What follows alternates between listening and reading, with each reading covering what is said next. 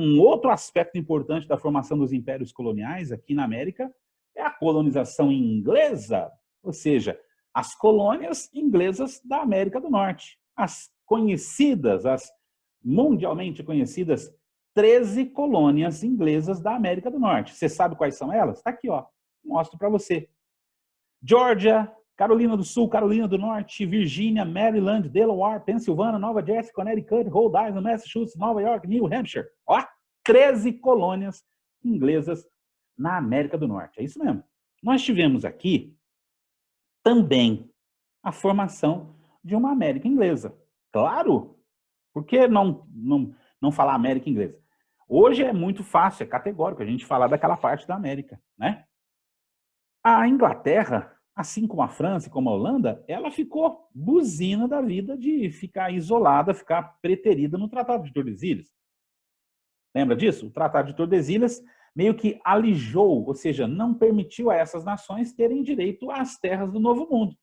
Então, desde o início, a Inglaterra tinha pretensões aqui e vai estabelecer um processo, né, sobretudo ali a partir do século XVII, quando uma conjunção de fatores fez ser favorável à Inglaterra dar início a esse processo de colonização. Por uma série de fatores, tá bom? A Inglaterra viu que era possível questionar o Tratado de Tordesilhas e começar, então, a tentar dominar alguma região aqui do chamado Novo Mundo, ou seja, das terras que tinham sido recém-descobertas por Portugal e Espanha. E aqui, então, vão se formar as 13 colônias inglesas da América do Norte. Essas 13 colônias inglesas, elas foram formadas dentro de um contexto muito interessante. Vieram para cá colonos que fugiam de eventos e de processos sociais e religiosos dentro da Inglaterra.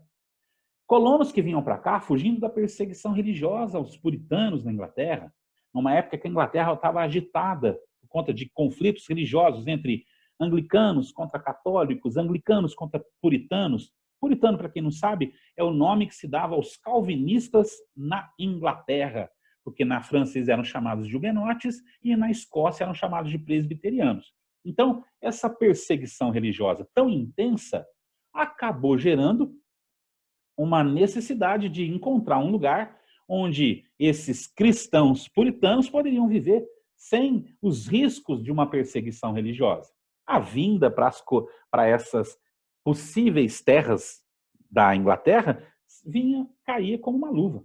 Então, muitos colonos vieram para cá fugindo dessa perseguição religiosa, como também muitos vinham para cá fugindo da pobreza, buscando novas oportunidades, porque o fenômeno dos cercamentos dos campos que aconteceu na Inglaterra, para você entender, ou só rememorizar algo que você já estudou, o governo inglês tirou camponeses, sabe, pobres, que não tinham condições de manter suas terras, pagar por elas, digamos assim, e comprava essas terras a preço de banana para poder colocar ovelhas para pastar, porque a ovelha, como você sabe, ela dá lã. Lã faz parte da matéria-prima da manufatura têxtil daquela época, assim como o algodão, ok? Então, você precisa de mais áreas de pastagem. Então, fizeram meio que uma reforma agrária ao contrário. Tiraram o povo da terra, tiraram o povo do campo e eles foram para a cidade. Chegou na cidade, uma massa de gente não tinha emprego. Naquele êxodo rural. Não tinha emprego para todo mundo. Então, fugia muita gente para a América, para essa nova Inglaterra, com a possibilidade de fugir da pobreza, da falta de oportunidade, fugir da desigualdade social que estava começando a ficar intensa lá. Esse processo de formação das colônias inglesas na América vem na onda dessas revoluções inglesas, tanto a puritana quanto a gloriosa, que geraram um processo de instabilidade política e social naquele momento, e que, de certa maneira, dá uma alavancada no processo de colonização, que não ficou a cargo da coroa inglesa. A coroa inglesa não foi responsável pelo processo colonial. Tá? Não foi não, já que nós vamos ver isso aqui. Quem chega na América são os colonos puritanos, a bordo do primeiro navio, o Mayflower, e depois, na sequência, outros navios que vieram trazendo mas são os chamados pais peregrinos da América, que vêm aqui para começar um processo colonial fugindo daquelas perseguições religiosas e instituindo, de certa maneira, quando chegaram aqui em 11 de novembro de 1620, início do século XVII, deram início ao chamado mito fundador da colonização inglesa, ou seja, da sociedade norte-americana, ou da sociedade das 13 colônias, como você preferir. Tá? Chegaram aqui buscando oportunidade, buscando liberdade religiosa, buscando uma sociedade diferente daquela que naquele momento se configurava na Inglaterra durante o processo das revoluções inglesas, ok? E aqui já cabe contar para você que esse processo colonial não foi instituído, não foi motivado, não foi conduzido pela coroa, pelo contrário, foi instituído pela iniciativa particular.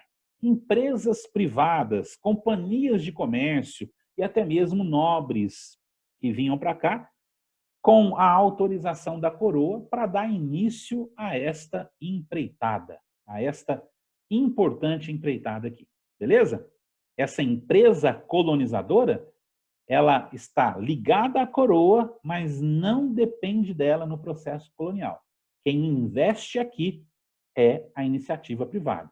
Porém, essa iniciativa privada, ela está subordinada aos interesses do Estado inglês. Quando é necessário, o Estado inglês vai intervir. Quando não for necessário, ele não vai intervir. Vai funcionar dessa maneira. Tranquilo? Essa empresa colonial foi responsável por dar início à ocupação, à montagem de pequenos núcleos de povoamento que se espalharam ali na costa leste, no que hoje nós chamamos de costa leste, formando as 13 colônias inglesas da América. Essas 13 colônias completamente independentes, cada uma se organizando, cada uma com seu próprio governo, mas todas elas subordinadas de maneira direta à coroa inglesa. Subordinada aos interesses, mas também subordinada às ordens, ok? E apesar dos governadores representarem os interesses metropolitanos, mas com o passar do tempo a influência local foi aumentando, ampliando, gerando a ideia de que existiam direitos próprios dos colonos ingleses aqui na América, o que ficou configurado num processo chamado de negligência salutar, que foi uma autonomia, uma liberdade que a coroa inglesa conferiu às suas colônias, permitindo a elas uma certa liberdade, uma certa autonomia político-administrativa, que no futuro, lá no século XVIII, a Inglaterra vai querer cobrar, mas aí vai ser tarde, aí vai estar instalado todo o processo de organização da estrutura e da independência dessas 13 colônias. Na nossa próxima aula, eu vou apresentar para vocês as diferenças entre essas colônias, porque eram dois grupos, as colônias mais ao norte e as colônias mais ao sul. As mais ao norte, chamadas de povoamento, onde se ocupa primeiro, a iniciativa é ocupar, colonizar, povoar primeiro, né? Para depois encontrar as riquezas. Enquanto já as colônias mais ao sul, 5 dessas colônias, se configuraram como colônias muito mais ligadas à exploração dos recursos para a obtenção das riquezas, e nem tanto no aproveitamento do povoamento local. Isso vai ser assunto para a nossa próxima aula, beleza? Porque aí vocês vão entender as diferenças certinhas de ambas. Tranquilo, meus queridos? Tamo junto na área. Na próxima aula, então, eu explico para vocês as diferenças entre as colônias do norte, as colônias do sul, a força econômica do norte, a força política do sul. Assunto para a nossa próxima aula. Um abraço, galera. Fiquem com Deus e até a próxima. Fui!